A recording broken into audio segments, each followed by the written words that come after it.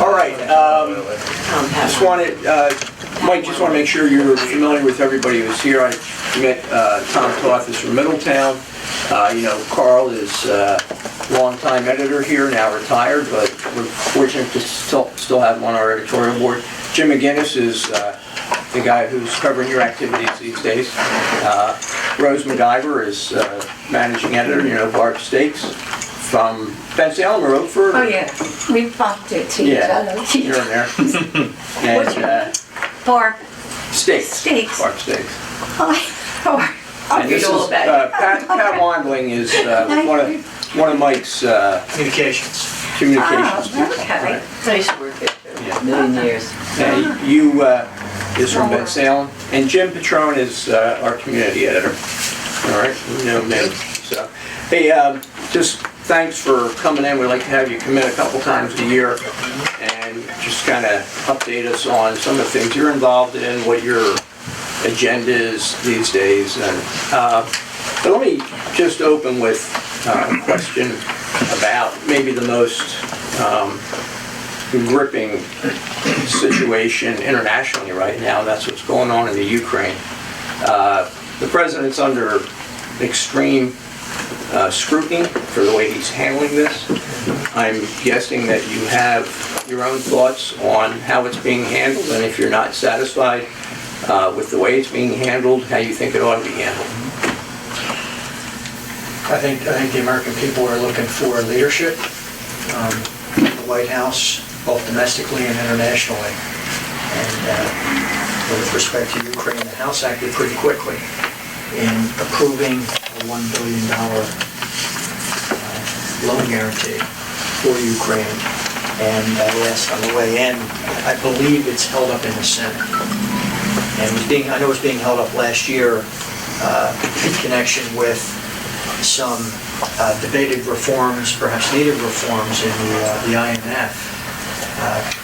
Not really related to the loan guarantee at issue, and it's an example of some of the frustration the American people have, and many members of Congress have, with the way Congress is functioning right now, that what appears to be a simple issue, a simple question, straightforward: should the American people, through their elected representatives in the United States Congress, send a signal to the people of Ukraine, that we support you, that we're going to support you, including diplomatically and also financially? Should we provide a loan guarantee of $1 billion? I voted yes for that. I think it's a pretty clear question.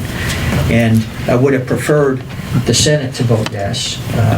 I don't think that they have to this point in time. As I said, it's gotten mired down in the debate that many things, many issues, that's the way it works over in the Senate. But to your point, Guy, it's time for the president to become much more active in organizing the Democrats in the United States Senate, getting them on board with these important international signals and issues. Well, exactly what would you like to see him organize? What do you want to see done that isn't being done? I don't think there's a lot of direction right now. The Democrats in the United States Senate are having a very difficult time getting things done. Well, what do you favor? What do you think ought to occur? Well, we ought to approve the we ought to approve the $1 billion in loan guarantees for the people of Ukraine. Okay. What next? What next? Yeah. I think it's important to recognize that the country has one commander-in-chief, one chief executive, that is the President of the United States. That the President, I said earlier, we need and expect the President to be clear in his approach to the situation in Ukraine. He needs to come to Congress. He needs to lay out his strategy. We need to be supportive of the President as he executes that strategy. He hasn't been clear, and it's not just with respect to Ukraine, Guy. We saw it in the situation last summer with Syria, where the President was not clear as to what his strategy was. He was not confiding in the leadership of the House or the Senate. He ended up out in front of the situation without coming to the United States Congress for support, as is required by the Constitution and the War Powers Act. Then he looked at the polling in the country. The people were not with him. He hesitated. The Russians moved to the forefront on that. and took a leadership role in Syria. And I think that the way that was executed, that strategy, that weakened the United States diplomatically and internationally. And it did not help, wasn't the right message for Putin and the Soviets with respect to what was about to unfold in the Ukraine. Well, the strategy right now, as I understand it, is to freeze assets of key players. Is that, do you favor that approach? Do you think there ought to be a different or stronger approach? I mean, you really haven't laid out your thoughts on what ought to be done. Yeah, I mean, those are some of the economic sanctions, banking sanctions. Going back to when this first happened, you may recall the president hesitated in the very beginning, and then the first inclination was that the Americans would not participate in a planning session for the upcoming G8 meeting. And many were perplexed. They said, well, why was that even an issue? Why didn't you just make it clear that we're not coming to the G8? And we're telling many of our G8 partners they shouldn't be going as well. So you begin to send a message to Russia that you're not going to go to Sochi for the G8 summit. You're going to engage economic sanctions. You're going to support the people of the Ukraine through loan guarantees and financial support. And then finally, and this is pretty important, I would say, make it clear to the people of the region that we have resources in the form of energy here in the United States, that we're going to use that energy, not just here domestically, to drive down the cost of manufacturing and bring manufacturing jobs back. And that's a subject by itself we could talk for a long time about, but we're willing to use that energy diplomatically as the Russians have over the last 20 to 25 years.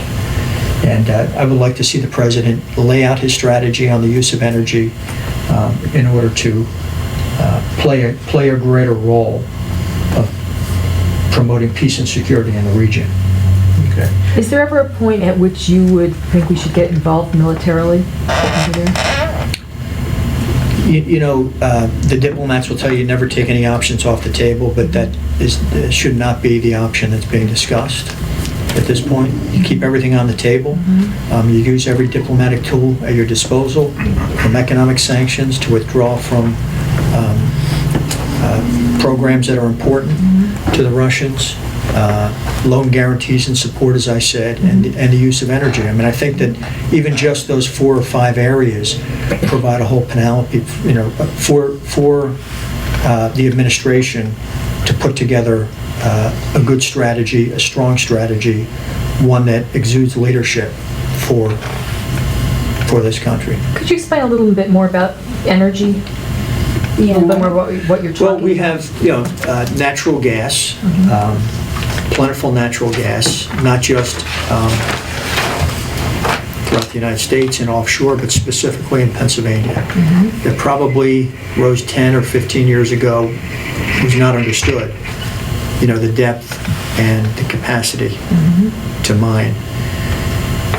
And I think, let me just say at the outset that we need to be very careful in protecting our natural resources, our water supply especially, as we explore and achieve those resources and bring them to the surface.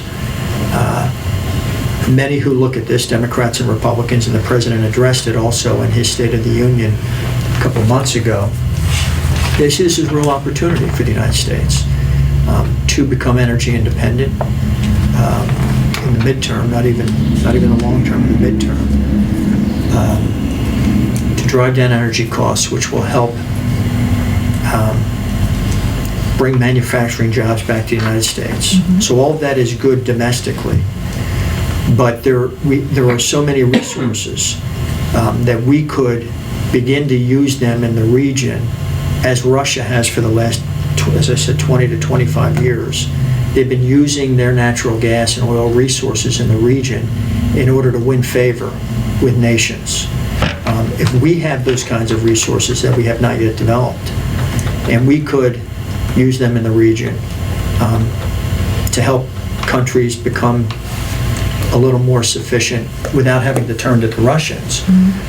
You can see where I'm going with that. That as a diplomatic tool, it could be very effective. So the idea here is to untrack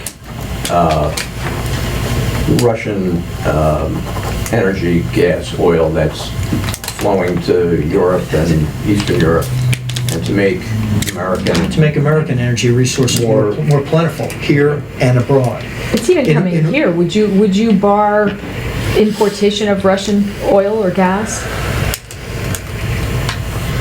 Would you bar it? I mean, that's a diplomatic question. But I think what I was talking about is have a better strategy here in the United States, which we should have, even had this not occurred in Ukraine. We should have that strategy anyway. And many of us have been encouraging the president, I'll just give you one example, to make a decision on the permits pending for the Keystone XL pipeline. It's been pending for too long.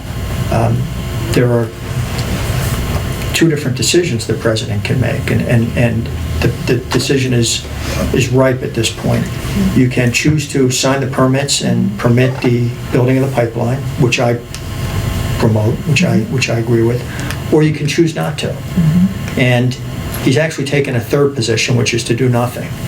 And the world is watching as the United States and its president does nothing on energy security, on building the Keystone XL pipeline, on the very subtle, perhaps not so subtle message that sends to our friends to the north, the Canadians, who want to do business with the United States, who want those oil resources to come down to the United States so we can refine the oil and use it here.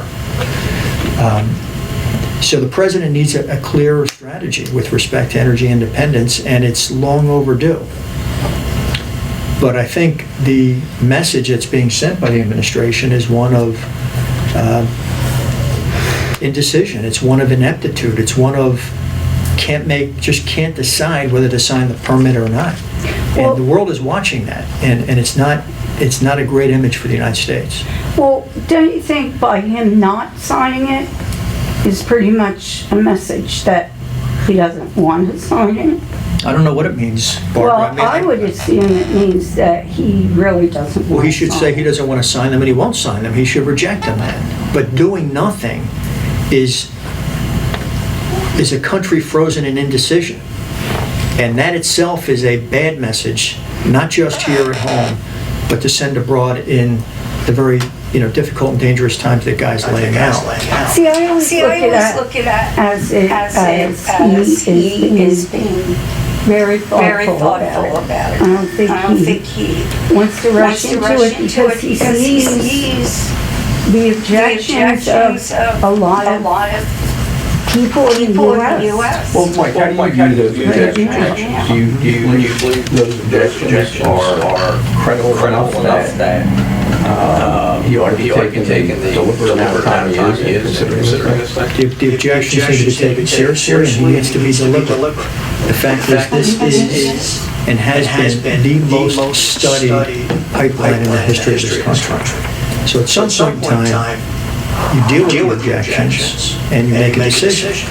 And your view is it ought to be approved? I think it ought to be approved. I mean, I've read the data. I mean, I've listened to the objections. I've listened to the arguments for and against. And, even those who have a view different than mine, it's a valid view, which I respect. I just disagree with. But to your point, Barbara, I mean, if you're saying that the president, by not making a decision, is essentially indicating what he's going to do, I don't think that's the case. I think he's very clearly not said what he's going to do. And I think it's time for the president to make a decision. It's time for the president to say what he's going to do. And that answer ought to be yes or no. I think the best answer is the right answer, yes. Maybe he's The waiting. second best answer is the wrong answer, which is no. The worst answer is not to say anything. Well, maybe he's waiting for the elections. Exactly. And maybe he's waiting to see how the people vote. And maybe by that he can gauge, okay, people agree with the Republican view that we should move forward.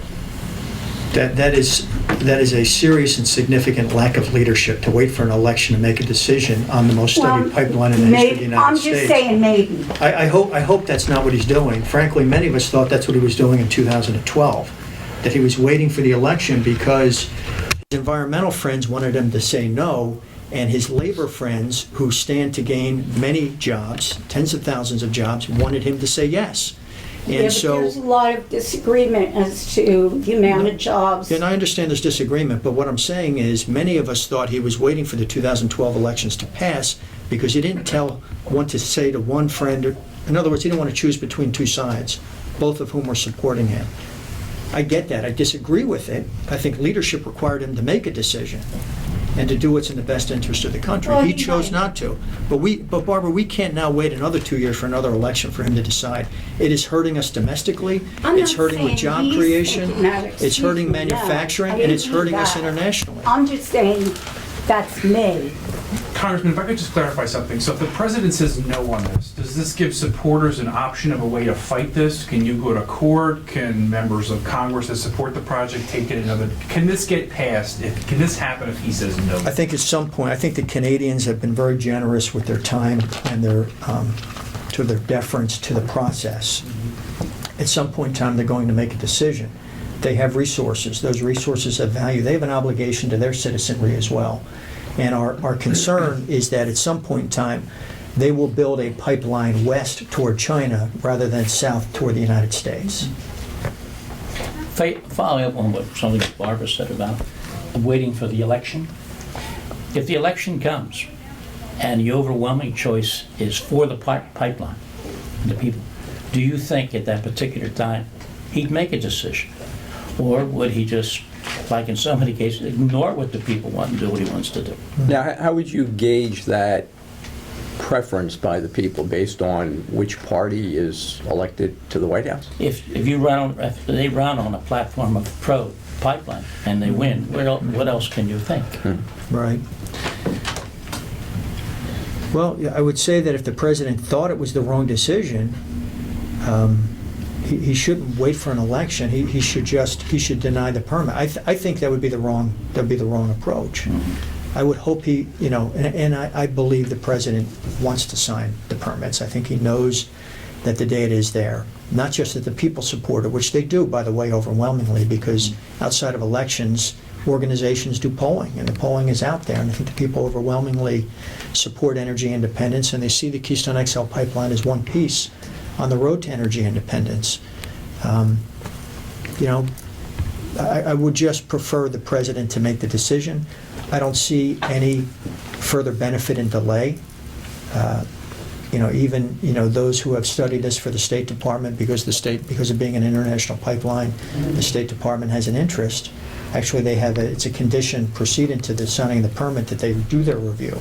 The review has been completed, and the decision's ripe to be made at this point, and it should be made. But how we got on this issue was going back to Guy's original issue. What is our influence among countries on the periphery of Ukraine? They have been forced by Americans' unwillingness to develop energy resources to be able to trade with them. They have been forced to deal with the Russians. We can demonstrate to them through our planning process, through our safe development of energy resources, and our willingness to discuss with them.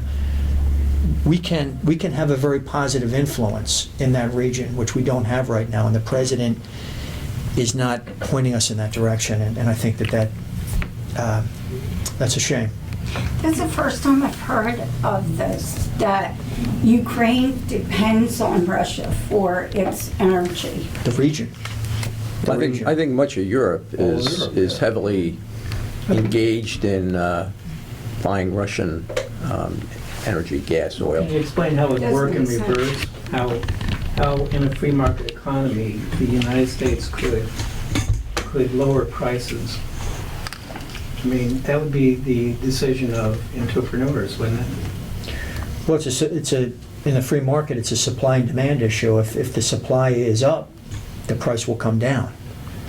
Demand will increase because we'll have markets not just here at home but abroad to purchase that supply. But the price is going to drop. Increased production. Increased production. What we've seen here locally, Carl, locally in the United States, is production increases when there's a demand, so production's going up, and then the price is coming down to the point where our natural gas is priced in the United States domestically at about 1/3 or 25% of what the cost might be in Asia or in Europe. And so we in the United States have always been blessed by incredible natural resources, including cheap energy. That's part of the reason, many reasons, but that's one of the reasons, that the 20th century was the American century of production, of manufacturing, because we had cheap energy here in this country. And when energy was, when we were using a lot of energy in the 60s and 70s and 80s, and all of a sudden we became more reliant on OPEC sources of fuel, we saw what happened in the late 70s and 80s when they started raising the cost of energy, and we started losing our manufacturing base and losing our competitive edge because we were reliant on somebody else's energy. You never want to be reliant on someone else's energy. You don't want to be reliant on somebody else's food supply. We need to grow our food locally in this country. We need to produce our energy. And now at this moment in history, we have been blessed with resources that 20, 30 years ago we didn't know existed. And we can use them to promote our economy, create jobs, and promote peace and security in regions that don't have it right now. So if we increase the supply by exploring more aggressively while protecting the resources and building the pipeline and bringing more energy to the surface, it will not just keep prices low here in the United States, but it'll permit us to use it offshore as well and abroad. So this Did I answer your question? This is a domestic issue you see having international impact. Most people think about energy in terms of its domestic benefit with the economy and with job creation. And most of the time they talk about the cost of manufacturing. We see it throughout here in Lower Bucks County, all these small job shops and manufacturing companies and tool and die companies.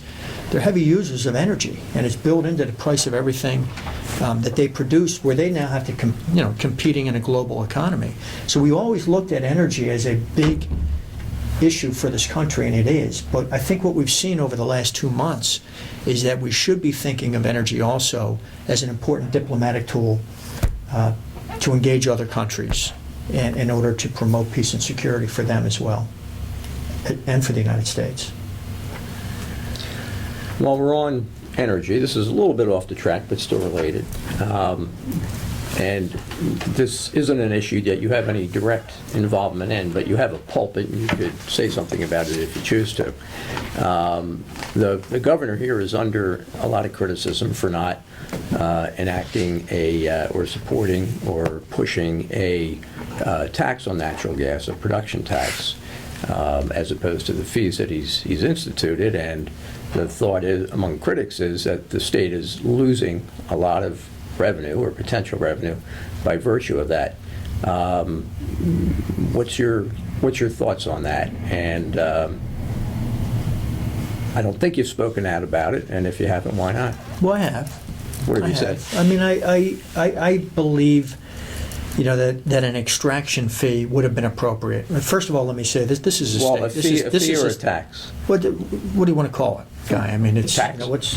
It's revenue generated from a business that operates, paying to typically a governmental entity. Well, right now there are impact fees, but there's no extraction tax. I think typically in most states it's around 5%, something like that. First of all, it's a state. It's just, I'll address it for you, right. But it's a state issue. I understand that, and I prefaced the question with that. And I have always favored the lowest possible tax rates for the maximum number of people, but sufficient revenue to run the important functions of government. That we're responsible for providing on the state level education. There's a federal component to education. On the federal level, social safety nets for seniors and disabled, and all the social programs, providing for a strong national defense.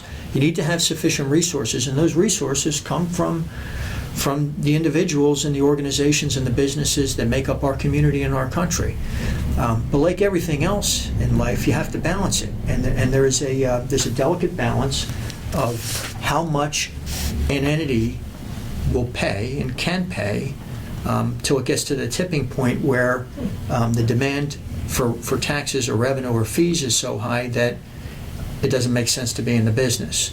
And so every governor across the country and every county commissioner in a county and members of Congress have to weigh that. What's the appropriate tax rate, and how do you get? And you can call it whatever you want. You can call it a fee, you can call it a tax. It's money coming from the business to pay for government services. That's what it is. And I think that, as we were exploring with these energy resources in Pennsylvania and across the country, Ohio, others, New York, other states that also have those resources, the businesses engaged in energy production and exploration expect to pay taxes and fees. They fully expect that. They're willing to. They don't want to pay too many, but they want a fair rate. Now, I would have had a discussion early on as to what that rate is, and again, you can call it whatever you want, but a certain amount of revenue needs to come off those businesses to the state government or the federal government to pay for the services that help support those businesses, by way, educating the children who work for those businesses, providing the police protection, that protect the wellheads and the different exploration sites. On the federal level, there's a more appropriate question, which goes to the issue of tax reform and tax rates for individuals, which we dealt with in January of 2013.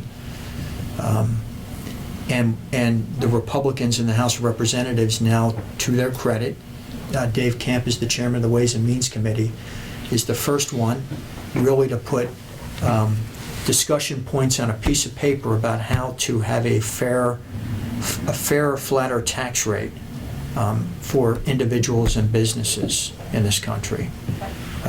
Paul Ryan gave a speech today in Wisconsin, I believe. He was talking about tax rates, and he said, I haven't read the speech yet, I read a report of the speech, but I think he was saying in the recent year that GE paid a 5% tax rate and UBS paid a 35% tax rate.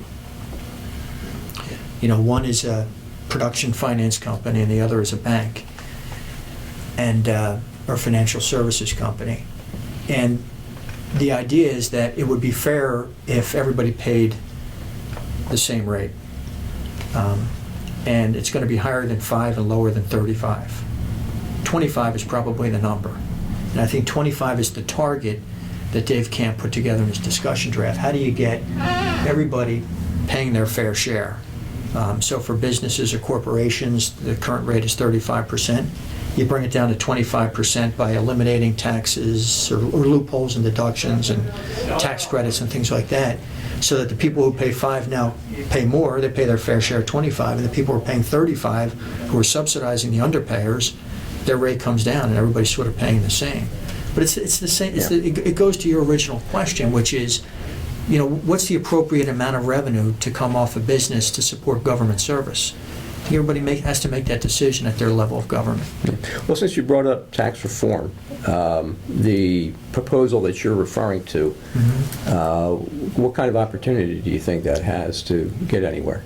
I think there's been talk of substantial tax reform for years, and not a whole heck of a lot has occurred. So where should the leadership on that come from? Let me just sort of throw the question back. There are 435 members of Congress, 100 senators, 1 president, 1 vice president. Where do you think the idea should first come from? I don't know. Where do you think? It came from the Republican chairman of the Ways and Means Committee. I think in the first instance it should come from the president. And President Obama ran in 2008 and 2012 for re-election, and I remember in some of the debates him saying that corporate tax rates are too high, probably in response to a question, how do you promote economic activity and job growth in the United States? How do we get people back to work? There are a number of different ways you would do that. or suggestions you would make. One that the president raised was we need the United States, American companies to be more competitive internationally. And we have the highest corporate tax rate in the industrialized world. Highest at 35%, nobody's higher. And he said that you should lower it to 25% and you eliminate all the underbrush of the tax holes and tax loopholes and deductions that I talked about. So he agrees with this idea. But the concern I would have is he never actually made a proposal. He never put a pen to paper and came up with a draft, even just for discussion, to say this is how we're going to do it. Well, doesn't, So it came out of the Ways and Means Committee. So for the first time, and you said it's been discussed for many years, it has been discussed for many years, and Dave Camp, to his credit, said, we're going to stop talking about it, I'm going to do it. Now, what are the chances of it passing? Hopefully the chances are good, but it's a big task. when did it come out of committee? A discussion draft that Dave Camp had worked for many months, years probably, with Senator Max Baucus. And they actually last summer traveled around the country promoting, not the details because the plan had not been released, but the idea that in order to have a flatter, lower tax rate, a fairer tax code, that there are going to have to be some significant changes to what we currently have. And with change, whenever anybody suggests a change, somebody's going to win and somebody's not going to win. And Well, the do people you we think- generally hear from are those who are being hurt by the change, and so it's been out there. Right. And Baucus and Camp were traveling around the country, but Baucus recently took a job with the administration, so he stepped back, and now Dave Camp is on his own. He released it about 2 weeks ago. So, okay, so he released. Now, how does that work? Do the loopholes go out first and then the proposal for the lower rate, or vice versa? Because my fear is, if it's vice versa and you want to lower the rate, the loopholes never come out. So how's that written? My theory is that they ought to happen at the same time, and the Yeah. net effect should be revenue neutral to the federal government. Because if it produces less revenue for the federal government, the left side of the political spectrum would oppose. If it produced more revenue for the federal government, it would give a reason for the right side of the political spectrum to oppose. So I think in order to be fair about it, if you really are interested in lowering the rate, not raising the revenue or lowering the revenue, but just lowering the rate, it has to be revenue neutral, and it would have to happen at the same time. So the rate comes down, the deductions disappear, so those who currently pay nothing to 5%, their effective tax rate is going to be higher. And those who are paying the actual tax rate of 35%, their effective rate will go lower. Who is against this kind of an idea, and what are their reasons? Yeah, well, the people that would be against it are those who have worked for years to promote and win preferential tax treatment in the Internal Revenue Code. So, different organizations, if you're a Alaskan whaling boat captain and you think Alaskan whaling boat captains deserve some tax-free status when they purchase their third whaling boat, you may go see your representative in Alaska and say this is important, and the United States Senator from Alaska says, here's a bill that's going to deal with depreciation of automobiles that GM wants. Well, I've got my idea that helps Alaska, and over a long period of time, the tax rate grew, the tax code grew from here to here to here. It kept getting more complicated and more complicated, and now there are so many sort of individual provisions in the tax code that the average individual and small business has to hire an accountant just to comply with it, to make sure they're paying their fair share of taxes, because they don't want to get in trouble for not paying their taxes, but not overpaying, so they're taking advantage of whatever loopholes have been provided in the law. And individuals' rates went from 35 down to where, using GM as an example, they say that GM has a team of tax attorneys, which if you put them together in the private sector would be the #1 tax law firm in the country, working for GM. And so they save the company a lot of money by getting their effective tax rate down to 5%. So in that particular case, GM would be concerned about what provisions they're losing because the rate's going to go up. So it's GM and companies like that who put pressure on whoever in Congress and all Yeah. not to have it changed. But I'm just assuming that there's probably also thousands and thousands of tax attorneys and accountants that also would want these rules to change too, right? Because they're making money off of this extremely complex tax code, which most people can't understand. H&R Block. Yeah. Am I wrong? I mean, Yeah, no, you're right.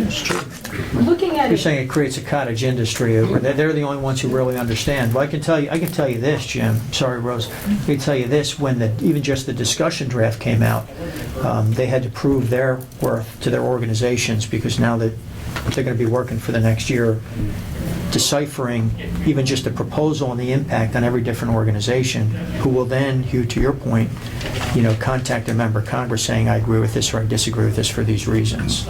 And so it's part of the reason I think the president never actually came out with the details, because once the details are out, and they are out now, once the details are out, it becomes a bit of a target. And, I've been prepared for some time to say, let's make these tough decisions, make them now, the sooner the better. Because if you can get to a 25%, almost flat tax rate for businesses, all the money that they spend on tax accountants and lawyers, they don't need. All the paperwork to comply, they don't need. Basically, if a business wants to come here to this country and they want to know what the tax rate is, you have to hire a lawyer to find out what your rate is going to be. But under Dave Camp's proposal, you say the rate's 25%. It's all in 25%. A flat tax for all the rest of us. Close to a flat tax. I mean, that's where the debate is going to be. But what we have now doesn't work for individuals or companies. I'm sorry, Rose. what about, there's been talk about getting rid of the deduction for charity contributions, getting rid of the mortgage interest deduction. Right. What do you think about those? Well, you've raised the two that and that's why I said to Hugh, almost flat. I mean, these are individual tax considerations. And I've always made it clear that while I'm for a flatter tax for individuals, or fewer tax rates, maybe go from 6 to 3, I think we should preserve the home mortgage interest deduction and the charitable deduction. Let me tell you the reasons. Is that I hear from organizations all the time, the YMCA, the Salvation Army, faith-based organizations, hospitals, who benefit from the charity that mainly individuals, give to those organizations. And there is a benefit for individuals to write that check, whether it's every Sunday at church or Saturday night when you're going to the art auction for the name your charity. And I don't believe the government is prepared to or ever will fill that void if that goes away. And I think maybe even more important, that it's important to Americans. It's one of the things that sets Americans apart, is that we're willing to do it. We're willing to share. If we have a little extra, share it with organizations that are important to us. And by the way, we can choose. This weekend, Kathy and I will go to a couple of different small charities throughout the community. They're the things that are important to us, the things that we support. Sports organizations with our kids, church whatever they are. So I think that's important. And the other is on the home mortgage interest deduction. I remember when Kathy and I bought our first house in the Indian Creek section of Levittown. When we were doing the compilation, doing the math as to whether whether we could actually afford to purchase that first home, whether we could deduct the taxes that we're paying to the school district and the mortgage interest we were paying to the bank, made the difference as to whether we could buy our first home or not. And I think most first-time home buyers would probably tell you the same story. And I would be concerned if we eliminated the mortgage interest deduction, how that would affect young couples in places like Lower Bucks County and their ability to sort of participate in that American dream. So those are deductions I support. And I think it's time to have a sort of full and frank and open debate on what we support and what we don't. And then, you know what, have a vote on the proposals that Dave Camp has laid out there. And not a big package of, 1,000 pages, but break it down to individual votes. Let everybody stand up and be counted on every individual item in there. Given that, back in the mid-'80s, Bill Bradley tried this under when Reagan, I think, was president, and there was supposedly some kind of tax reform, and it really never went anywhere substantively. And the fact that it's very difficult for either the House or the Senate to pass a piece of legislation that doesn't have some sort of pork inserted in it.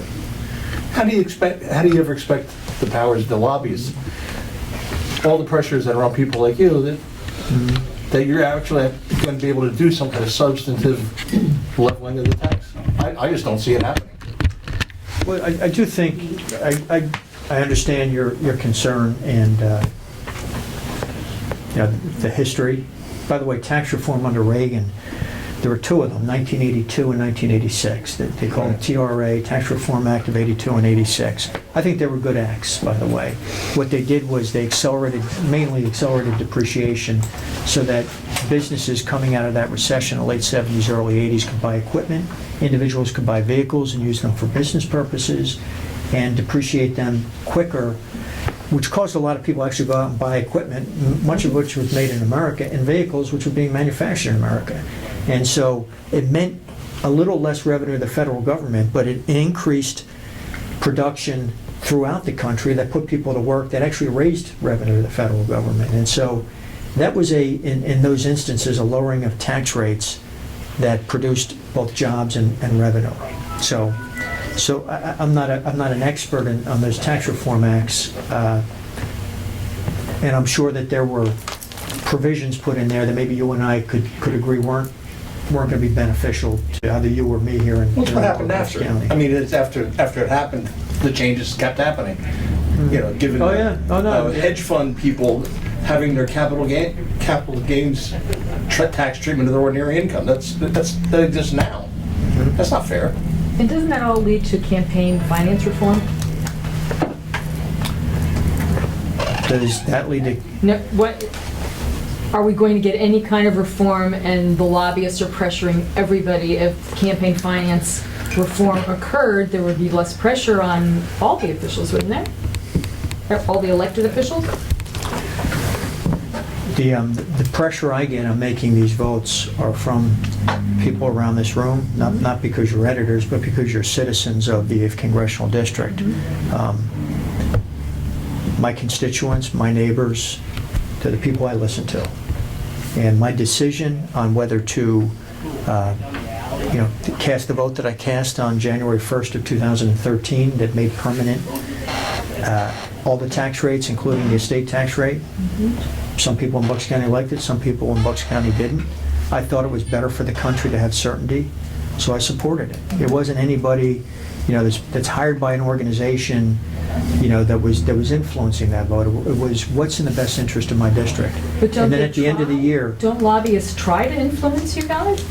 A lot of people try to influence. Sure, lobbyists do, and individual citizens calling me up, Sure. Weighing in. Barbara, writes, letters to the editor.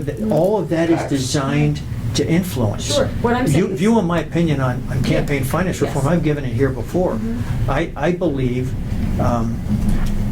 if I could write a new campaign finance plan that would pass the House and the Senate, and we could all start tomorrow, it would be this: that only individuals who can vote for a candidate can contribute to that candidate. So who would that eliminate? You're talking about Well, that would eliminating- eliminate all out-of-state, all these out-of-state contributions that you see coming into campaigns, and in the 8th District being a top targeted race in the country, you're going to see a lot of outside spending. It also would eliminate PAC contributions because PACs can't vote. So if you're asking if I could write it, this is what it would look like. Now it would be subject to review under the First Amendment by the Supreme Court, and I think the Supreme Court has already determined that a political contribution is free speech under the First Amendment. But the Supreme Court Even if is that also... contribution is coming from an organization Well, or a business versus, I mean, that's a good question, Yeah. and that's a fair question. The Supreme Court has put limits on the ability of an individual to write a campaign contribution to any candidate. There are no limits in Pennsylvania, but there are federal limits, and they have passed the First Amendment question. So I would continue to, for me, I would continue to press the Supreme Court on this question. We're not eliminating First Amendment right, freedom of speech. We're just saying that you can only contribute to the candidates you can vote for. Because voting is really akin to free speech as well. We don't let people in California vote for the member of Congress from Bucks County. Why should we let them try to influence the outcome of the election through a contribution? So I would argue strenuously, passionately, that this actually comports and complies with the First Amendment, strengthens the First Amendment. But what it would really do, is it would require candidates to pay more attention to their constituents at home than fundraising in other places. It would require members of Congress to come home, to look their constituents in the eye and say, this is how I voted, this is why I voted that way. I thought this was in your best interest, and I'm asking for your support.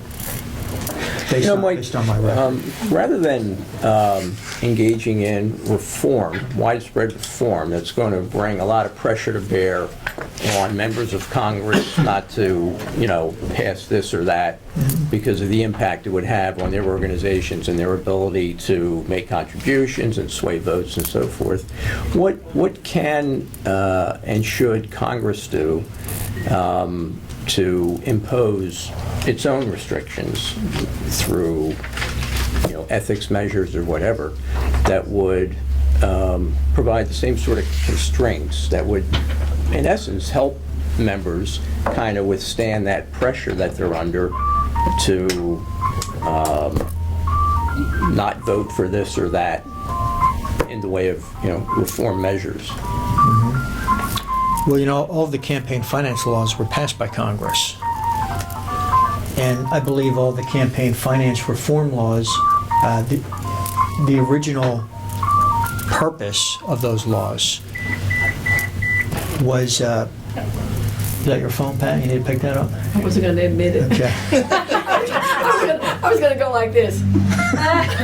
The purpose of campaign finance reform, when they passed it in the 1970s, was to eliminate outside influences, to give the people a greater say in their democracy. It was well intentioned, and over time, people and organizations will find the loopholes even in the well-intentioned law. And so, as I understand it, campaign finance reform in the PACs, political action committees, that was campaign finance reform in the 1970s, and they were designed so that individuals without great means, maybe a group of carpenters in Lower Bucks County could get together. They could all put $10 into a political action committee, and banding together, they may have the same megaphone, the same platform to get their message out that a bigger company might have, or a more wealthy individual. And so you can see how you would think that, okay, we can create PACs and let people get together in that way, that would be something pro-democracy, pro-speech, pro-free speech. And over time, PACs maybe had too much influence. Now you have bigger organizations contributing into even bigger PACs, and now they call them super PACs. And so now PACs, which was designed originally to be something positive and reform-minded, in the 70s has become something negative. So to Guy's question, how about Congress policing itself? That was the way they did it. So when John McCain, a Republican, got together with Russ Feingold, a Democrat, and created McCain-Feingold, in order to take, I think what they're referred to as soft money out of politics. I think they're trying to reduce the influence of party money, political party money, in individual campaigns. But out of McCain-Feingold, one of the loopholes were called 527 organization, is what they were called. Yeah. So, which was a provision of the Internal Revenue Code that individuals found another way. And so, I think it's an issue we need to stay after. We need to stay on. But And what do you do about Citizens United? I mean, that blew the lid off everything. Right? Citizens United ruling? Barb, adopt my plan for campaign finance reform. I think it solves a lot of that. You I have to be, if you would- can't vote for, would. if you can't vote for a candidate, you can't contribute to that candidate. Congressman, just to So- suggest, I mean, have you thought about maybe leading by example on this issue? I mean, you've received a lot of money from people in the district, but you've received money from people outside the district.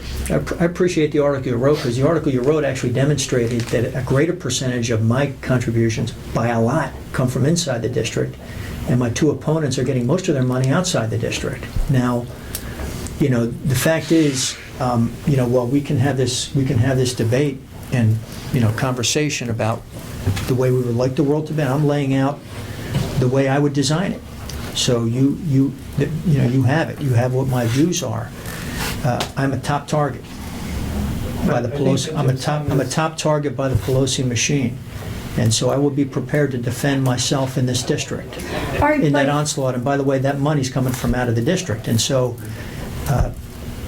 So you feel that if you didn't accept that money, you could be at risk of losing your seat if you didn't accept that out? Look, I'm saying that I'm going to have a much higher percentage of in-district money than any of my opponents, and so I'm leading by example. All But right, you but- will continue to accept out-of-district money, correct? If my opponents choose not to, if they want to call that truce, All right, So, but- if they want to call that truce, I'm ready to have that All right, discussion. so is that a challenge you're I'll issuing challenge at this my point? opponents. All right. I'll challenge my opponents. All right, but in defense, Okay. the problem with your opponents is they don't have name recognition that you do. So sure, you're going to have a whole lot more. To what it's saying, people- Barbara, they ought to have their own rules? No, they don't have the name recognition that you do. And candidates, as opposed to yourself, a running congressperson, cannot invite themselves to any organization and have a forum, have an open forum. That's allowed on your part. So there's a little bit of, let's be fair, if you want to be fair. You're well known. People know you, Mike. There's a And reason then for that, we're- Barbara. Barbara, there's a reason for that. I've lived in Bucks County my entire And life. so have they, but people don't know them. They're just starting out. Does anybody know Shaughnessy Norton in this room? Okay. Does anybody know Kevin Strauss? Are we looking for an underdog rule? That's The underdog is going to have, what I going to get mean. certain advantages that the incumbent doesn't? Yeah. Just look, this don't know if that's is right. the issue, Jim. The rules have been set by a previous Congress, not by me. I didn't set those rules. I have to live by those rules. I told you very frankly here today, and very honestly, if I could write them, this is what they would be. But those are not the rules. Yeah, I agree. I have probably introduced more reform measures in the Congress than anybody I know. From eliminating the congressional pension to term limits, which I'm living by. I don't accept the congressional health care plan. Lobbying reforms. I've introduced every one of those measures. I'm for reform, and I'm willing to live by it. But those rules have to apply to everybody equally, because that's what this country is about. This country is about equal protection under the law, and so that's how we need to proceed in this campaign. The same rules need to apply to everybody. Hey, My opponents have campaigned, fundraised outside the district in great numbers, and that's their right. And I haven't criticized them, by the way. I think your questions are somewhat critical. But those are the rules that we have today. Hey, let's just switch gears right now. Obamacare's the law of the land, and I guess it's March 31st, the deadline for signing up What are your thoughts on the law at this point? And how many of the votes to undo it have you supported? The law's not working. I think that's pretty clear. I talked to people who support the law, and I talked to people who didn't support the law back in 2010, and I think they all agree the law is not working. The president agrees that the law is not working. Now, when you say people, you mean citizens you've talked to at Citizens throughout meetings Bucks and so County, forth? yeah, I've gone. What are they telling you? Well, what they tell me is that the promises that were made to them in 2009 and 2010 when the debate was occurring have not turned out to be accurate. We all remember what they were. The president told us very clearly that if you have a policy, a health policy that covers your health insurance that you like, you can keep that policy. There's nothing in the law that would cancel that policy. He also said that if you have a doctor you like, you can keep the doctor. He said that that the cost of the Affordable Care Act, that it would not increase the deficit. And then the fourth promise he made is that the average American family, after the Affordable Care Act is in place, they would see their health care premiums, the average family, go down $2,500. Those were the four promises that were made. And you can go back, and you've seen them, I'm sure, on the television, 2009 and 2010. So what was that, 4 or 5 years ago? Where are we today in 2014? The president has apologized because people who had policies that they liked have lost those policies. And many told him at the time that was going to happen. Those concerns were ignored. Doctors are not in the networks of the new policies that people liked, so they've lost their policies, they've lost their doctors. The average American, and this came out, I think, within the last day or so, the average American is paying 50-some% more over the 38% more over the past, what's the time frame? It was a year or two. So the average, I'm going to say the average American family has seen their premiums go up about $2,500, not go down by $2,500. And the difference, of course, is $5,000 per family. And then finally, the impact on the deficit, the annual operating deficit of the United States government, is going to be a lot higher than they had suggested. So all four of those promises that were made, none of them were accurate. None of them were kept. Now I'm going to say that if the president had stood up before the American people in March of 2010 when he was getting ready to sign the bill, or before it was being passed in the House of Representatives, and if he had said this, if the president had said that we're going to pass health care reform, we have 300 million people in the country, 250 million have insurance, 50 million don't, and we have an obligation, I believe this, I agree with him on this, we have an obligation to provide quality and affordable health care for everybody. So we have a problem that 50 million people in this country don't have health insurance, and we want to provide some access to coverage for them.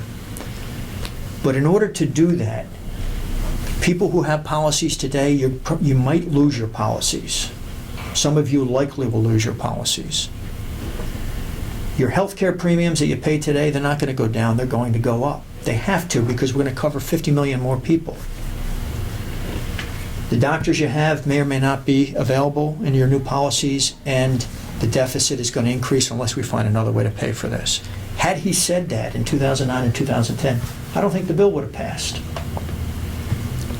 I think it passed because he said just the opposite. So now we're living with it. Now, Guy, your question is, what are people telling me? People are telling me they've lost their policies, they're losing their doctors, their premiums are going up, the program is not working as it was advertised, and we need to change it. There have been a number of votes before the Congress, most of which I've supported, to change, amend, or repeal the bill and the law. In its entirety, would you just fix elements of it, or would you just... I voted for both. I voted for both. And as a matter of fact, many Democrats, dozens of Democrats, have supported me in that. And we need changes. The president acknowledges we need changes. He's delayed the employer mandate. He's now saying that he's going, I think he's saying he's going to waive the penalty on the individual mandate. He's delaying all kinds of provisions of the law. And under Article 1 of the United States Constitution, he doesn't have the authority or the right to do that. He really needs to come back to the United States Congress. That's the way the Constitution's designed. So he's making these executive orders, executive decisions. He's waiving provisions of the bill that he either doesn't like or thinks won't work. He's enforcing provisions of the bill that he thinks he can enforce. And all of that creates a huge amount of uncertainty in the industry, in the healthcare industry, and in the economy that is holding back the economy right now. So if we could go back to the beginning and do it over, I would say the consumer protection provisions that he liked, that I think are good, the coverage of pre-existing conditions, the requirement that insurers provide health care coverage to children who are graduating from high school or college who haven't yet gotten their first job with benefits, that they could stay on their parents' policies if they pay for it.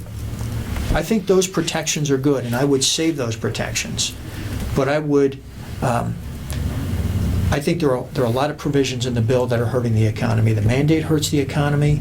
The idea that if you're an employer with 50 employees, hurts the employers who are 40 or 45 because they don't want to become 50 or 51. How would you pay for health care without the mandate? How would you do that?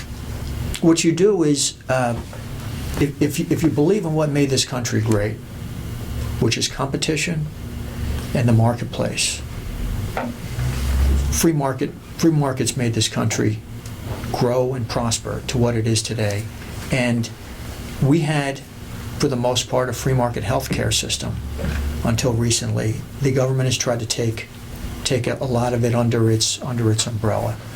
So if you want to provide healthcare coverage to the 50 million who don't have it, I think the first thing you do is you make health insurance more affordable and accessible to them by engendering competition. Well, you said that we've had that. Permitting. And We haven't had it. It hasn't paid. We haven't had it. It hasn't given the opportunity for health care to these 50 million people who didn't have it. No. So how would you pay for that without the mandate? Just simply allowing free market, it just plain isn't going to be doing it, I don't think. Well, But you said we've done it in the past. What needs to change in order to get more competition? Because if there were 50 million people not in the system or could not afford to get into the system because there wasn't enough competition driving the rates low enough for them, then what needs to occur, if not that individual mandate, to bring about that level of competition that's then going to drive rates low enough for those folks? The average employer in Bucks County, let's say your typical employer of 20 employees in a Bucks County business that wants to provide, and employers that I know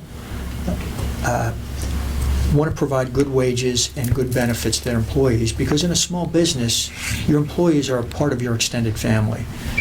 You know their children, you attend their graduations, their baptisms, the family funerals. You're part of, you want your employees to stay with you. And so,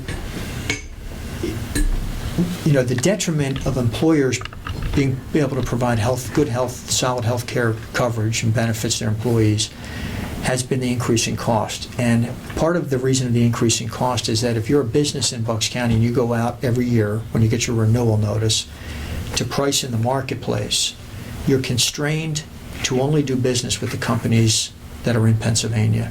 So you can go to Blue Cross Blue Shield, or you can go to Aetna, or you can go to United Health, but you can't go to any of the other companies.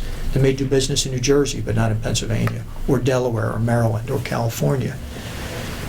Jim, when you buy your auto insurance, you can buy from any company in the country. You buy your life insurance, your homeowner's insurance. It's only health insurance you're constrained to purchasing just within the state. What I would say is, as an individual or business, you should be able to buy health insurance anywhere in the country from anyone you want, and it ought to be fully deductible. All right? You should be able to buy it wherever you want, and it should be fully deductible. If you can buy it wherever you want, if you could go to 30 companies, like you can right now for your auto insurance, as opposed to 3 companies, which if you weren't employed by the Courier-Times and you were buying in the individual market, you can only go to those 3 companies. You can't buy it on the internet from a company in, say, Virginia. I think you should. And as an individual, you have to buy it with post-tax dollars. I think you ought to be able to fully deduct the cost of your health insurance. It would bring down the cost 20% immediately. If you get your health insurance through your employer. Pardon me? How would you pay for that? Well, you're going to pay for it because more people are going to have insurance and fewer people are going to be walking through the emergency room, getting their health care at the most expensive place in the emergency room, and perhaps not paying the bill because they don't have insurance. So if the idea is for more people to get insurance, that's what the mandate. President Obama's plan is do it through a mandate. I'm saying doing it through competition by lowering the cost, increasing the competition, and then at some point in time you reduce the uninsured numbers from 50 to 40 to 35 million. It's going to come down to a certain number, and then it's going to level off. It's not going to go to zero. We wish it would go to zero. It won't. There will be a certain number of individuals in this country that will always be uninsured. That's why we have Medicaid. That's why we have health care clinics. That's why this country, as generous as it is, provides a lot of resources to other organizations to help folks who have fallen on hard times. So if you think about all the money that was spent in this country in developing websites that weren't working and plans for exchanges and mandates that are now being delayed, think about the money that was spent over the last 4 years. If we had given that to HealthLink, the Ann Silverman Clinic, the Bucks County Health Improvement Project that runs the Mother Bachman Center run by St. Mary Hospital here in Ben Salem, if we had spread those dollars out to the clinics that currently provide health care to the indigent, to the immigrant, and to the poor, if we'd given them the money, I think we'd be in a better position than we are right now. So you feel that if we were able to buy our insurance throughout the United States rather than just in this state, that would pay for the cost of 50 million more people coming into the system? No, I'm Well, saying... you're saying it would generate enough competition that it would drive the rates low enough. I'm saying no. I'm not saying that, Jim. I'm saying that's one idea to get you there. Well, what's the idea to get us there then? That can get us there. Well, So first of what all, would get us there? I said, of the 50 million uninsured, even under President Obama's plan, take a look at what the Congressional Budget Office said. They said if President Obama's Affordable Care Act is implemented exactly as it was designed and written, which it isn't being, because he's delaying it, but if it was, and it worked perfectly over 10 years, in the year 2024, there would still be 30 million people without insurance in the country. That's what the Congressional Budget Office said about Obamacare. A lot of people haven't read that. So my point is use competition to bring the number of uninsured down as low as you can. And the president wants to do it through a mandate. That's not working. The mandate's not working. The younger, the invincibles, what they call the young uninsured kids who think they're going to live forever and never get sick, are they signing up? I mean, you can see the numbers. They're not signing up the way that they were supposed to. And my thought is, if you increase competition, which will reduce the cost. If you take a look at the experience of Medicare Part But D. you said that wasn't enough. Well, that was. I said that was. Once again, well, what does do it? And I haven't heard from you what does do it. Well, I gave you a number of ideas. So what you do is you start implementing these consumer protection, patient-based reforms that are focused more on the patient and the physician than on the government. One is cross-state competition. One is tort reform, which you should ask my opponents that question. I bet you neither of them are for tort reform, which would eliminate frivolous lawsuits against physicians. Not just eliminating the lawsuits, but the real reduction in cost in healthcare is eliminating the practice of defensive medicine. There's a study out, I think Harvard University did it, where physicians reported that for every 4 tests they order for a patient, 3 of them were duplicative or perhaps not needed. There were 3 of them. 1 of them was needed. 3 of them were more designed in order to put documents in a file to protect against a potential lawsuit. Think about all the wasted money. So they're saving. So you have cross-state purchases, tort reform, fully deductible health insurance policies, and all of a sudden that cost is coming down. We haven't done any of that. The United States government, the federal government has done none of that. We should have done that first before we decided to take over So 160 is it the federal economy. government's decision to only have 3 insurance companies in Pennsylvania? There's the law is called McCarran-Ferguson.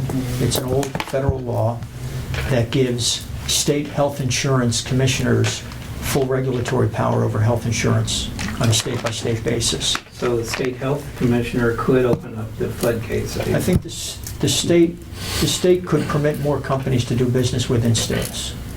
But I think the federal... That's where the pressure should come, don't you think? The federal government could require it. The federal government gave state insurance commissioners that power. They could repeal McCarran-Ferguson, which I think they should. Barb, you jumped in on 2 points here. One, you seem to indicate that young people are signing up for Obamacare. I've heard that. And I'm wondering how you've been able to gauge that. And then there was another objection you had with regard to something Mike was saying, but why don't you start with that first one? Okay, I did hear that the numbers of, Now, when you say here, what does that mean? Did you read it in I heard newspaper, this did you- afternoon- I heard this afternoon at Jay Carney's press conference. He said that the numbers of the young are coming up. That sounds like an unbiased person, Yeah, I know. I must say.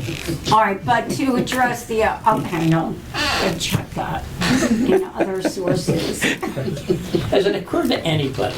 Well, wait, let her do her second point. Yeah, Go ahead. because here's the thing about the Affordable Care Act. One of the things that over time, maybe not tomorrow, but over time is going to address just what you say about tort reform and eliminate these duplication of services.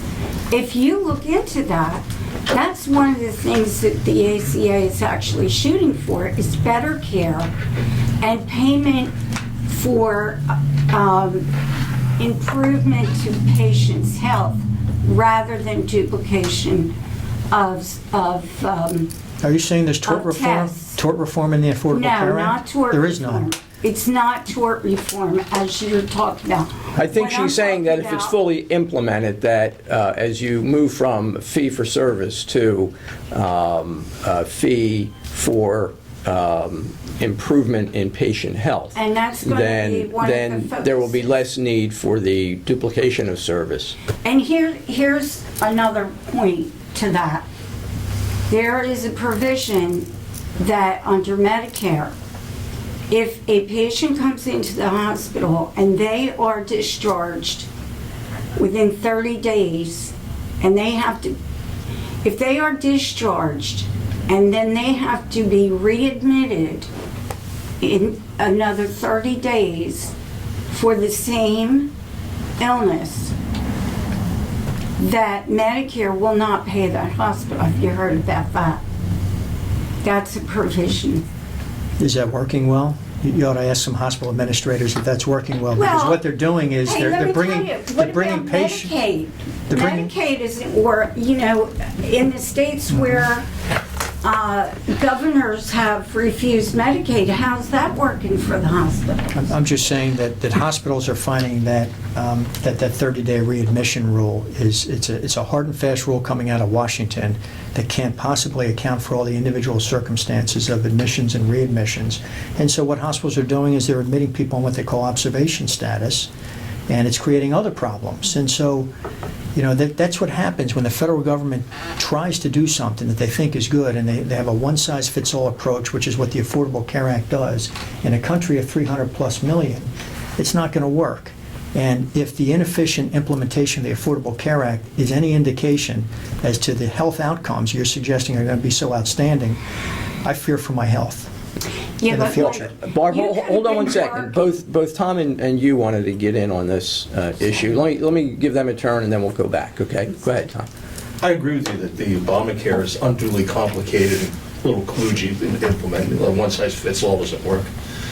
But given that the Western European industrialized democracies all have single payer, systems, as does Japan, Australia, New Zealand, probably Taiwan, and Canada, and it seems to work for them. Rather than have this why can't we just have single payer? I just don't. If they can do it, why can't the United States? And also, even though, go back before Obamacare, they were having single payer, and their medical outcomes are better than ours. In Canada? In general, in countries that have single payer systems, medical outcomes in the United States aren't all that great. Please address that. I'm sure you're a Republican. Single payer would be anathema to you, but I don't see why we can't go that way. No, what I want for my constituents, what I want for the country, my 6 children in the future who are going to live in this community, in this country, hopefully for a long time, is the best health care available for them. I want the best outcomes. I want the best procedures. I want the best therapies. I want the best institutions to be able to care for them. Same as I want for you and you want for your children and grandchildren. So how do we get there? The question is, how do we get there? I know a little bit about the healthcare system because as a private practitioner, I represented hospitals. I served on the board of 2 hospitals. I've been a patient in a hospital. I was diagnosed with cancer. I was in a chemotherapeutic room with individuals, some of whom had insurance, some didn't, some had families, some didn't, some had some hope for recovery, some didn't.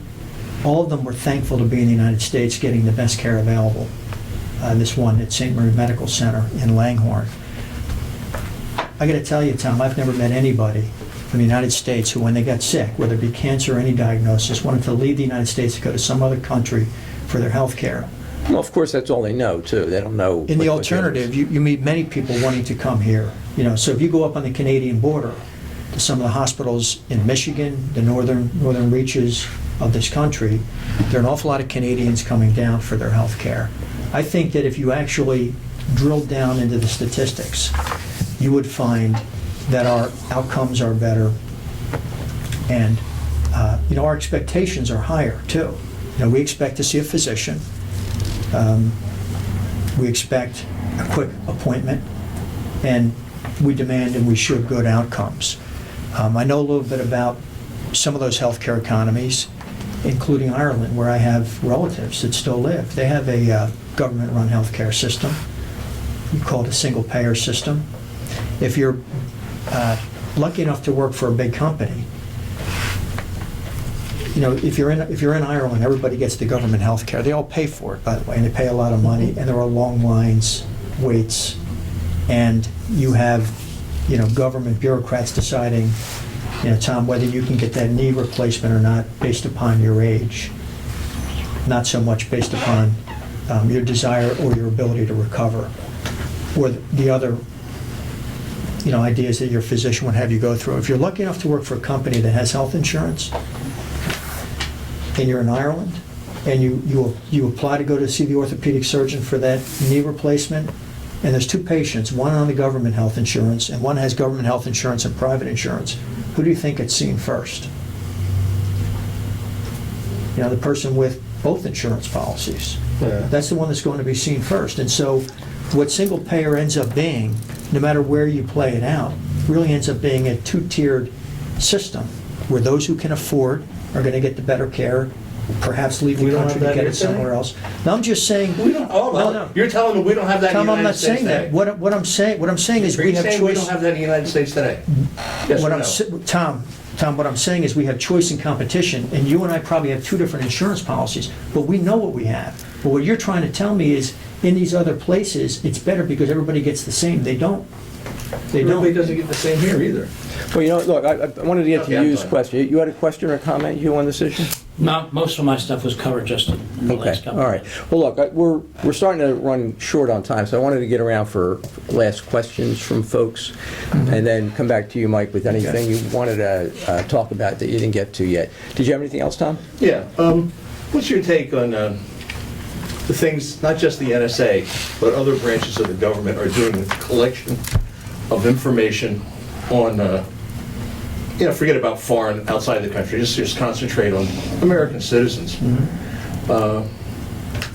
I find it rather intimidating and scary, especially when you can include people's financial records. You can just know everything, they know everything I do. What's your reaction to that? I think that some of the programs the federal government is involved in, the data collection, violate the Constitution, run afoul of the Fourth Amendment, and I oppose that.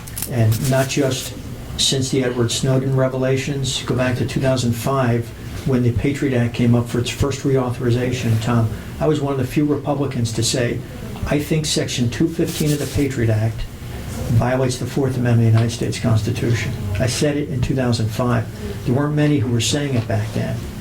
I then came back home, practiced law for 4 years, went back to Congress, and lo and behold, the people who wrote the Patriot Act, the people who voted for the Patriot Act, are now saying, we think Section 215, which is the business records exception that gives the federal government the ability to compile those records that you're talking about as against American citizens.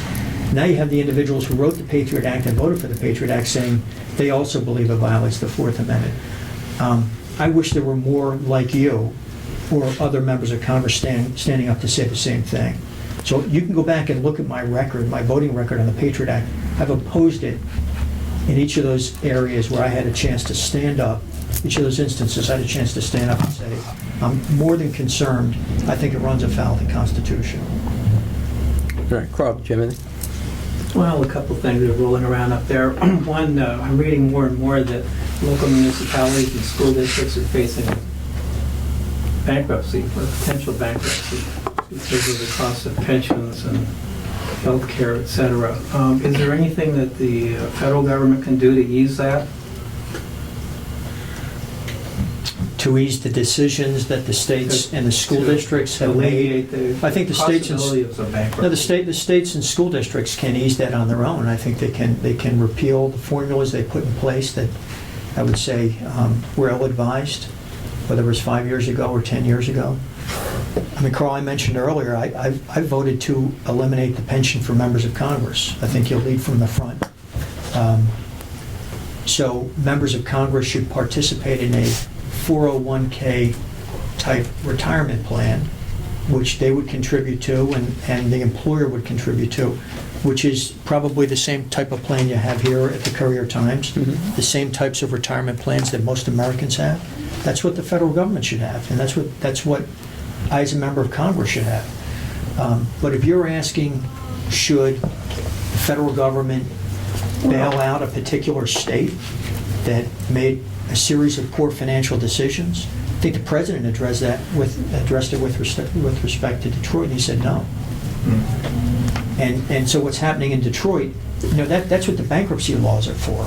And so they're going through that reorganization process, and hopefully it's working well. I haven't studied exactly what they're doing day to day in Detroit, but they're reorganizing, and they have to.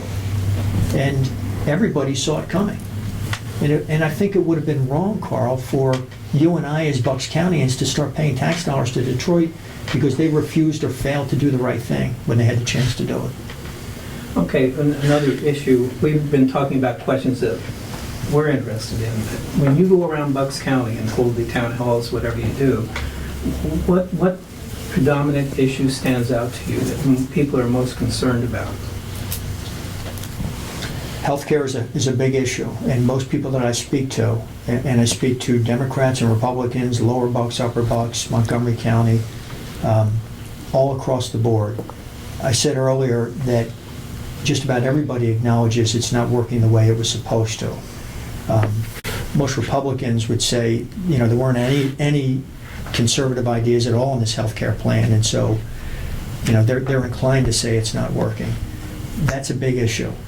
So people are still seeing their health premiums go up, and they're listening to their physicians in the examination room tell the patients that this is not good for healthcare and it's not good for their ability to stay in practice. I also hear a lot about transportation. There's a bill that I was going to talk about. Maybe I can get Jim. It's actually a pretty interesting bill called the Partnership to Build America Act. It's completely bipartisan, would spend about $750 billion on roads and bridges without using a single appropriated dollar. by basically leveraging repatriated corporate profits, which are overseas, which because at the tax rate that I talked about earlier, 35% can't come back. So you bring those corporate dollars back and you invest them in the infrastructure. It'll create jobs. But to answer your question, I hear about transportation, the condition of roads, especially after a tough winter. Probably as much as anything else is the idea that members of Congress who run as Democrats and Republicans, once they take the oath of office, don't act as Americans. They continue to act as Democrats and Republicans in Washington, and it's inhibiting their ability to get things done. And I know you covered a town hall meeting, which I had last August with David Walker. He was one of the founders of a group called No Labels. NoLabels.org is the website. I was one of the first members. It's now up to about 80 or 90 in Congress, roughly half Democrat and half Republican. I'm on the advisory board, and we put out what we're calling a shared vision for a stronger America. It is essentially a strategic plan as to what we think is important for the country, and we're putting together the blueprint how we're going to get there. So what I'm hearing from people is, how come you guys can't work together? I'm showing through leadership by participating as a leader on No Labels how to do it. Those 4 strategic goals: creating 25 million new jobs over the next 10 years, reforming Medicare and Social Security so that they're solvent for the next 75 years, balancing the federal budget by the year 2030, and making sure America is energy independent by the year 2035. Those are the top line goals. We're going to put together the details about how to get there, and it's going to be a Democrat-Republican partnership that we'll bring to our leadership saying, you guys can't get together, so we're going to show you the way. How many members will you need in this group before leaders can be effectively manipulated to do the right thing? Yeah, encouraged. I think we're there. All right. I think we're there. Right. Yeah. That sounds exciting. The reason is because 435 members of Congress, it's about 205 Democrats, 230 or so Republicans. It only takes 15 or 20 one way or the other to tilt the field a little bit. It doesn't take a great number. We've demonstrated here, and these are individuals. We don't just meet once a week and talk about things that we would like to get done. We're working every single day to get things done. The signature piece of legislation of No Labels was a bill called No Budget, No Pay, which I co-sponsored. I've been here before talking about it. You guys have given opinions about it. When I got to Congress in 2011, the country hadn't had a budget in 2 years, and then it became 3 years. We're going on the 4th year. When I got to Congress and Republicans were in the majority in the House of Representatives, we pass a budget resolution every year. We will this year. That I think is one of the most important responsibilities of a member of Congress. The Senate had not passed one in 3 years. I think it was going on 4 years. When we passed No Budget, No Pay in the House and got the Senate to pass it, it finally gave them what was needed to actually pass a budget resolution. That happened in the beginning of 2013. By the end of 2013, the Senate budget resolution had gone to conference committee with the House budget resolution, and for the first time, we have a bipartisan budget agreement. And it's actually a 2-year budget agreement. That hasn't happened in a long time. And so I just use that as an example how a small group of committed individuals reaching across party lines, with a little bit of vision and a bill and an idea that made sense, could get the bill through, and you end up with a budget, which a lot of people said could never happen in a divided Congress, but it did. Jim, did you have anything? Oh, just, I had a question about credit cards and security. Target had that breach of the security breach, and all the Target, the credit card information was lost. And you're on committees related to financial services. You're on committees. Let's take a subcommittee that's to do with financial institutions. What do you think Congress is going to do to make people feel more safe with the use of their credit cards and hackers, and how are you guys addressing that? Well, we've had the opportunity to speak with regulators, call them before the Oversight Investigation Subcommittee that I'm on, and encourage them to share data about cyber attacks.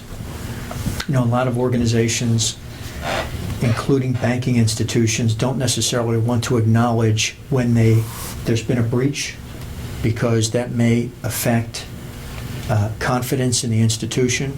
If you couldn't secure the accounts as against, somebody in Russia or China trying to get in, maybe I need to move my money somewhere. So there's not a lot of information sharing. So one of the big important roles of the federal government and the Financial Services Committee is to encourage the regulators and the institutions to work together to provide a certain amount of confidentiality in those discussions so that they can actually share information not only about where the attacks are coming from, but how to guard against them. What about replacing the magnetic strips with chips that they use overseas? Oh, yeah. Yeah, I mean, that's happening in the private sector, which is going to lead the way, as it should. I mean, all the the great ideas are out in the communities of the United States. They used to talk about retinal scans and biometric data. I mean, these young invincibles we talked about before, their generation even beyond that now. And so, you asked about credit card companies and banking institutions. They're private institutions, and they have proper incentives in place without any need for government intervention to make sure that they're engaging the most recent technology, and they will. Rose, do you have it? Barb, anything else? Oh, You're I actually shouldn't have going to asked. give me more I wonder. Thank you, Mike. I really appreciate that you have this no labels vision. I think it's really good. But how come you voted for swaps regulation passage, which repeals some restrictions imposed by Dodd-Frank? You know what? I'll just give this to you. It's just I'll take a look at it. I will say, Barb, and I appreciate the compliment. The bill you're referring to was bipartisan. There were a number of Democrats in the committee and in the floor of the House that voted for it. Well, there were a couple there that were Right. strictly Okay. You, Jerry? Yeah, just what's your take on the minimum wage, number one? And the second is about this executive order that was written about compelling companies on overtime. Yeah. Well, on the second issue, I thought when I first heard that the president was going to encourage contractors to pay higher wages. I thought it was contractors working with the federal government. Yeah, that was originally, that's what I heard. And this was my thought. I was a county commissioner, a local official here for 10 years in the county government. And we negotiated, wages really through contracts with private vendors all the time. And if you think a vendor to a county government, needs to pay their employees, you have the right to do that as an executive. The question of the national minimum wage, should it be raised? I think the answer to that here was yes, it should be raised. This is a very difficult economy, and I think we need to be very careful about any mandate, whether it be health care. When you say, over 30 hours, well, businesses that can't afford to provide the health care, I was mentioning to Jim earlier that I believe, business employers want to provide. If they don't really have that option, what do? They reduce the hours to under 30 to 28 or 25. And so the people you're trying to help actually get hurt. I've seen some statistics with respect to minimum wage that about 75% of minimum wage workers are teenagers or very young adults living in households where the household income is more than $80,000. And, the argument that if you're trying to raise a family on the minimum wage, you can't do it, that's an argument that rings true. And so how do you address this issue? Make sure you're taking care of the individuals that need help. There are many ways to do it. For instance, you could provide tax credits to families making less than $35,000. Actually put dollars directly in their pocket. That's one way to do it. The other way would be, and this would be my preference. I prefer the tax credit. I mean, I like the tax credit, and I think we ought to be doing that for persons of low income, which is essentially a raise for them. Tax credit's putting dollars in their pocket. But I think we ought to tie the minimum wage to some sort of an economic index that goes up every year. And the reason I think we should do that, because if you look out over the history of the minimum wage, it's raised and then nothing happens, and then maybe 8 years later it's addressed again, and then nothing happens. And so what happens to the worker who really is relying on the minimum wage to try to raise a family? They have no wage increase, perhaps, for a long period of time. And then the small, maybe family-owned business that doesn't have a great profit margin, when the wage is actually increased, gets hit with maybe a 30% increase in 1 year, possibly. And so that's neither fair to the worker who's trying to survive or to the employer. But if you tied it to an index that went up 2% or whatever the CPI would be, you know, it could be a national index. I think it's probably better to have more of a regional index, like a Philadelphia area or metropolitan regional index. If you tied it to that sort of an index, it would go up every year. The employer could predict it, and the employee would get the benefit of it. That's my view. Jim? Mike, why did you vote to stop funding for the National Public Radio? When was that? Had to be a couple years. That wasn't recently. I don't know when it was, but you did it. No.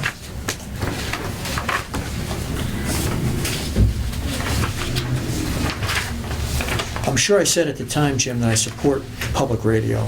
I contribute to public radio. Personally, that goes to the charitable deduction issue we were talking about earlier. I think people should contribute and they should write personal checks. Having the federal government contribute, I think that it's appropriate in certain instances and at certain times. If you're talking about, I think you might be referring to a vote in the beginning of 2011. I think it was 2013. 2013? I believe so. I remember the vote coming up in 2011, and at the time, the discussion on the floor of the House was a $14.5 trillion national debt and a $1.5 trillion annual operating deficit. That was the fiscal condition of the country in approximately January of 2011. And we were having a debate, and it wasn't just on public television or public radio. It was on every spending issue that could have been brought to the floor. It was what they call an open rule. Anybody who wanted to file an amendment on any issue, it was all out there. And it was a good discussion I think the country was having. How much are we spending? Where's the money coming from? And if we don't have the money in our treasury today and we're going to borrow it from China or from somewhere else, you know, are you actually thinking about that when you actually cast this vote? So the question is, if you're going to give $1 million to National Public Radio and we don't have the $1 million to give them, is it worth borrowing the money from our children and our grandchildren, because they're the ones who are going to pay it back, so that NPR can have the dollars today? And so the vote, I suspect, I'd have to go back and look at it, look at the details, but I think the vote was reflective of that, you know, the thought process, that discernment that I was going through. If we don't have the money today, while I support National Public Radio, while I contribute to National Public Radio, is it worth borrowing from my children in order to give them the dollars today? And then there was a second question, which is, you know, back when I was growing up, you could watch after school Channel 3, 6, or 10, 17, 29, and 48. Right? So you had 3 UHF, 3 VHF, right? Mm-hmm. Or public television, Channel 12. Those were the options. And I remember on Saturday morning, you know, getting up, watching, what were we watching? Gene London, Sesame Street, Captain Noah. Those were the things that were on. There weren't a lot of options, you know, for families and for kids. Today, most families are paying $50, $60 or more just for cable television, and there are 100 channels. And so, while I want to make this clear, I support public television, public radio, borrowing money from our kids to pay to have a 101st channel, when there are other individuals that should be supporting it, I had a question about that. Thank you. All right. Hey, one last question. You made an interesting point a little while ago when we were talking about pensions. You said that you voted to rescind the congressional pension and to switch to a 401k. I introduced a bill to do Okay. that. Right. Now, we are seeing these headlines generated now increasingly with local municipalities, school districts talking about the possibility of going bankrupt, and it's the public employee pensions that are driving it, and the health care costs and so forth. And so when we talk to our state lawmakers, probably most of these guys, their argument is, well, we are bound by the Constitution and the courts not to meddle with the pensions. And so they essentially refuse to make any substantial change in that, because our question is, why can't we switch to a 401k? That's what the private sector does. Why can't we do that for our public employees? And we're told time and again, it will violate the Constitution and we'll end up in court. Now, you've already taken a lead on this. Would you say to your colleagues, and you are probably Bucks County's #1 leader. I mean, you're essentially the boss. You're Bucks County's congressman. Would you suggest to our state representatives and our state senators to follow your lead and to do something substantial on this issue so that the school districts here, the local governments here, aren't looking at the possibility of going broke? I'll send them a copy of my bill. When you send that copy, send us a copy. Okay. All right. Okay, thanks a lot for your time. All I right. appreciate it. Thanks, guys. It's always good to see you. Okay. Thank you. Take care. Yeah. Okay. Thanks, Tom. Thanks.